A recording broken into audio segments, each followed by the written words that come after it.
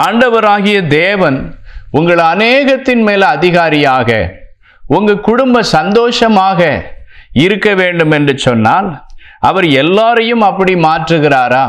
இல்லை.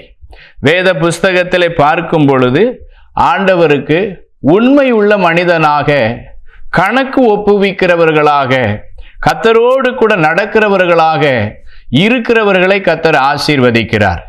இன்றைக்கு பாருங்கள், தேவ சமூகத்திலே பல ஆசீர்வாதங்களை பெற்றுக்கொண்ட அநேக குடும்பங்கள் இன்றைக்கு தாறுமாறாக நடந்து தேவனை விட்டு பின்வாங்கி விட்டார்கள்.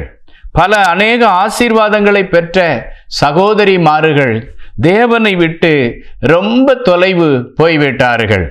ஆகவே அவர்களை மேலும் தொடர்ந்து ஆசீர்வதிப்பது தேவனுக்கு அது தடையாக போய்விட்டது.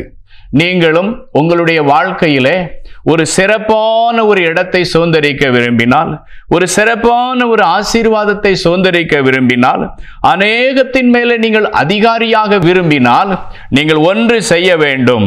தேவன் விரும்புகிற ஒரு சித்தம் நிறைந்த ஒரு இடத்திற்குள்ளே நீங்கள் கடந்து வர வேண்டும். அவர் எல்லாரையும் அப்படி ஆசீர்வதிக்கிறதில்லை. உண்மை உள்ளவர்களை அவர் ஆசீர்வதிக்கிறார்.